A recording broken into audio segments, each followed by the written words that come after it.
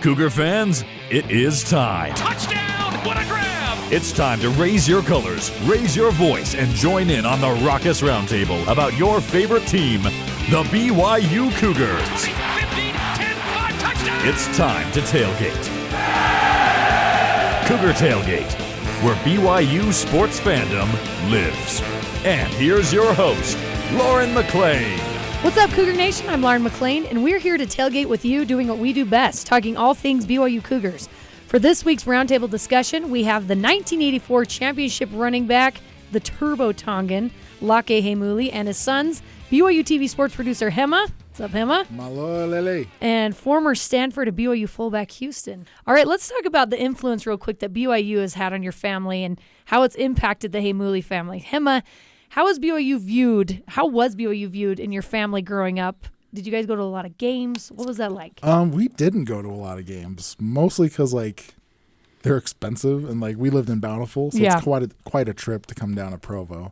But we did watch a lot of games on TV and stuff, and and mostly a lot of the stories and the games that we watched growing up were old games that our dad or Hema played in, or Vi and stuff like that. So, I would say out of the family, I was the biggest BYU fan, mostly because I was around it the longest. Yeah, just by that makes sense. Oldest, Houston, when you think about BYU, what comes to your mind first? Dang, that's a lot of stuff. Honestly, BYU, what comes to my mind is just family. In the most cliche-ish senses. It really is. I mean, we grew up on it. And even when I was at Stanford, I still was rooting for BYU.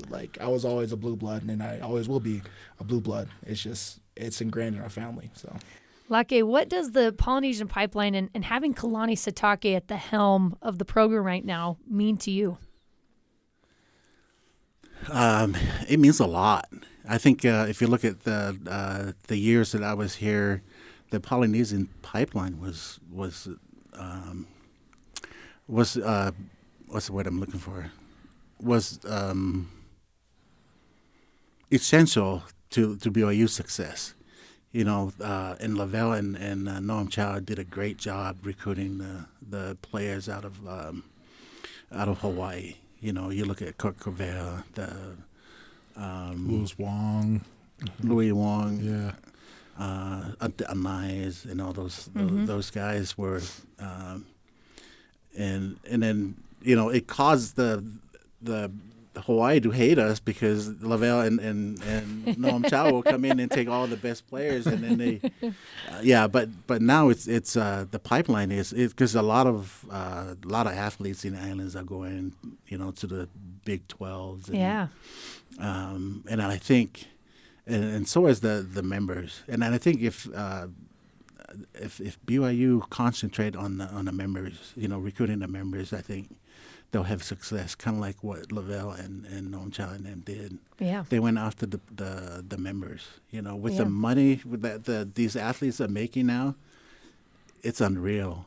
So they'll go to wherever the money is. Depends. It all depends. But if they have solid foundation growing up in the church and stuff, and then I think that they can tap into that to the members. Yeah. It's always good to tap into the members. Oh, absolutely. And I think Kalani's great at that exact thing. Yeah. On his show that I produce and stuff, he is not shy about sharing the gospel-oriented principles that he learned in not only his culture but from LaVell and at this school. And so I think that, like you were saying, it would be helpful in recruiting the Poly pipeline. And he's restoring a lot of it. It's just having a Tongan coach in general brings a lot of notoriety within the community. Absolutely. And he's a very charismatic guy. He's not a very silent. He's out there, and he's very well spoken as well. So I think all those qualities together with what he's doing here at BYU is helping that community and raising that pipeline. I love that guy. Lakei, I want to know, because you brought it up a little bit. What do you feel like you would have done with NIL had they had it back in your day? What would you have gone somewhere else? Would you have still chosen BYU? Oh, I wouldn't have eaten as much salmon back then. What was that, 87-cent burrito? That's why we had to do better stuff than that. I don't know. It's a different. Yeah. I can't compare it to anything because it's a different time. Yeah. In recruiting in football, I think when we won the national champ, and everybody wanted to change the Power Five, make the Power Five, and I think they changed. Money started coming into to the sports, and I think it just ruined it. Yeah. And I would have liked to have a little bit more in my check when I was at BYU, but but it's a different time. I just can't imagine getting that kind of money to play college. Yeah. Different world. Different world, yeah. All right, guys, it's time. We asked the fans what questions they had for the Heimuli men, and we got some good ones. I'm excited. All right. Josh Pugmire asks, who grows the best facial hair in the family? Oh, it's got to be me. Which is so great because all three of you have a great beard right now. Well, I've had the least amount of practice, and it just came from BYU. But mine looks pretty good for it does look first good. time. It's pretty full. Our dad has nice beard. Okay. It's that little white and black mix. A little salt and pepper. Distinguished. A little salt and pepper. He also wants to know who had the fastest 40 in their prime. Lakei. It's got to be Lakei, right? Close. Yeah. You see my pro day? Yeah, not very far. What about Heaven, though? She seems like she got some fire in her. She would have been. Yeah, Heaven's pretty quick. Okay, favorite coach you've ever worked with, and this can be for all three of you. Hema, we'll start this way, and then we'll go over. Man, I don't know. Probably my high school coach, Coach Jones. He was great. Okay. For me at the time. Yeah, outside LaVell. Yeah. Houston, what about for you? I've had a lot of coaches, so I really did enjoy BYU with Kalani. He made it really feel like a home. It was cool and it was fun. So Kalani, David Shaw was great, but I think my high school coach is what made me really, he's the one that's like, hey, you can get some offers, buddy. Yeah. Like you just need a chance. And so, Coach Larry Wall from Bountiful gave me a lot of shots, and I'm always thankful for that. He instilled that confidence in you. Mm-hmm. I think that's huge. All right, last one from him. If you guys could go back and do it all over again, would you still play football or do something like rugby, basketball, or just a different position in football? Let's go this way. Let's start with Houston. So here's the funny stories. I did play rugby in high school. Okay.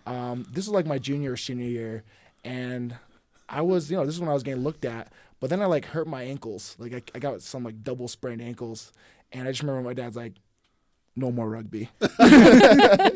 I'll share a story too about your rugby. I don't know if we were married at the time or if we were just dating or whatever, but we were pretty serious, me and my wife. And we watched Houston play a game, and in that game, one person broke their arm, another guy had a deep gash over his head, another person tore their ACL or something like that. And my wife turns into our kids are never playing rugby. I'm like, okay. As Houston's rocking his all blacks hat right now. I know, right now. Yeah. But what was the original question? So again? Would you do something other than football, or would you play a different position in football if you could do it all over again? Honestly, I loved my experience. And I love the fact that fullbacks aren't used very much. Yeah, that's true. Feels kind of like a badge of honor. I played this. So feels like a club. Yeah. I also don't think I'm fast enough to play anything else. So I've loved I love where I'm at, what I did. Awesome. What about you, Lucky? I grew up playing rugby, and then I think rugby was still a good sport. I love rugby, but I wouldn't trade it for anything. Football, I ended up playing football in Hawaii and get to love it, and then with football, it makes me who I am today. Everybody recognized me through football, but yeah, I would love to play rugby, but football. That's just a testament of how rough rugby is, right? When you're telling your son, please play football. Don't play rugby. That's crazy. Would you have done anything else, Hema? Oh, well, after my dad's answer, I feel kind of bad. I would have golfed, man. I tore my hamstring. I tore up my shoulder. I got beat up. That's true, you did. I would have avoided all that just playing golf. Just play golf. That's right. You would need a little NIL money, though, to get into that. That's true. All right. Jake Bosley, I think you know him, Hema, asks, Hema, if you had the opportunity to coach football again, would you? Yes. I mean, I look forward to coaching Hendricks, my son, when he plays real football. So yeah, I would say that. Okay. Lakei, how much did your dad help you on your football journey? and how much was expected of you from him? I tell you, my dad was a typical Polynesian dad. Very proud, don't say anything, stand on the sideline, and just that he's supporting you by him being on the sideline. He doesn't give you any points or anything on what to do, but just being there on the sideline, I think that's that quiet just makes you feel good. Hey, but also sending you to the church university is another way he influenced you. He was all about that. Yeah. All right, this one's for Houston and Hema from Kelly Amison. What does it mean for you to have a dad who was one of the OG running back greats at BYU? Let's start with Hema. Oh, it's awesome. I love it. Like, that's one thing, like, that's a core part of who we are, I think. At least the siblings, right? The kids, our dad's kids. Like, we are very proud of the fact that he was such an awesome runner and that he represented this university. And, like, yeah, it's like who we are. Yeah, I agree. And it's kind of the you don't want to let that name down almost. Like, you have a dad who set everything up for you. Like, he probably did the worst part of it, and here I am reaping the benefits, know. And it's kind of like, am I going to make this worse or better? And it's hard being in the shadow of this dude, because I go to, I'll go see doctors, and I'll go see random people. They're just like, oh, Heimuli. Oh, your dad, Lakei. And then some even like, 100%. Oh, Heimuli. I follow you on Twitter. That's Hema. If you're on Twitter, Hema. If it's in life, Lakei. So I'm kind of just squishing this middle ground. But it's one of those things. So. Hey, I've gotten off a lot of speeding tickets because of our last name.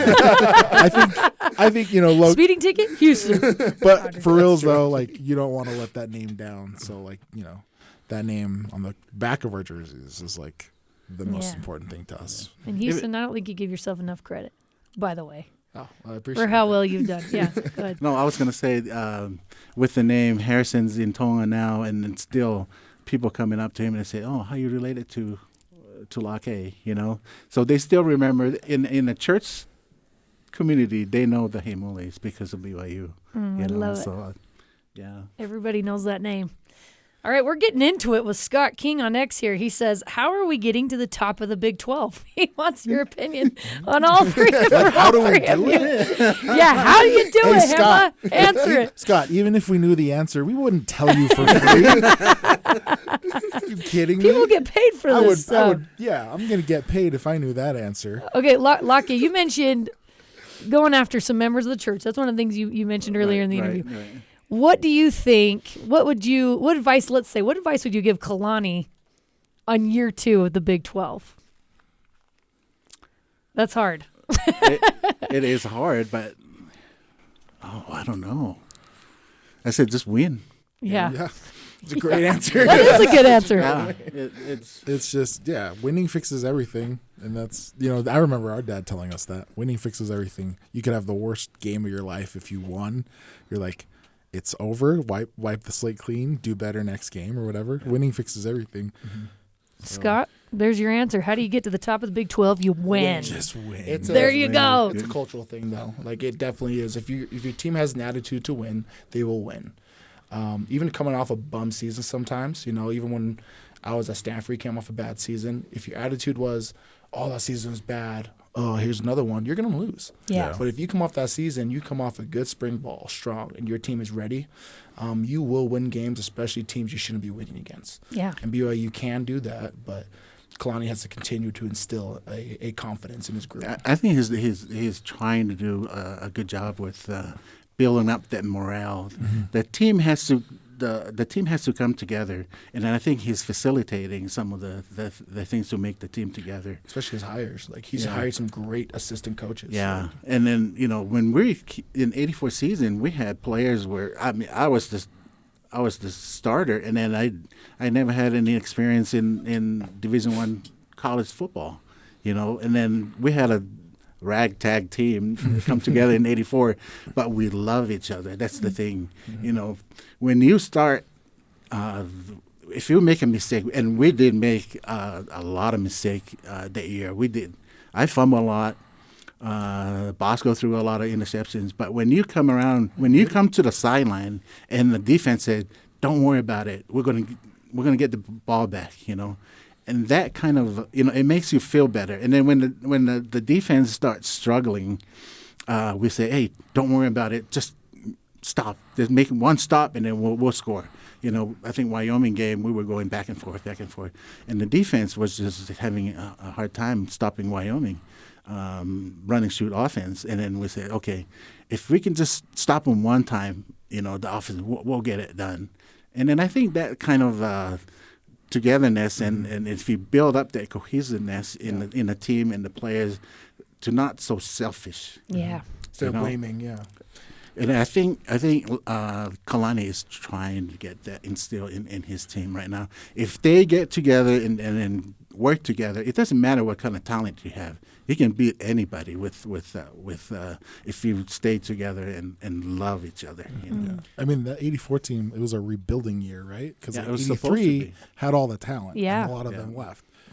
But I remember something Vi told me that like LaVell told you guys, and it was something to the effect of like LaVell's concerned with building champions, and the championships will come. You know, with that. Right, so I think Kalani is trying to build champions right now, and it's hard. Yeah, and it's even more difficult with NIL and all the different things that make players a little more selfish. And you can't blame them. It's very difficult, but that makes Kalani's job a heck of a lot harder. It makes it a lot harder. With the money. It's make it difficult. But he's doing, I think, the best job he can. Yeah. And you can probably chime in, I think what he's doing is similar to LaVell. You know, he builds a great program around him. He's building a lot of, like, bringing in great coaches, great players.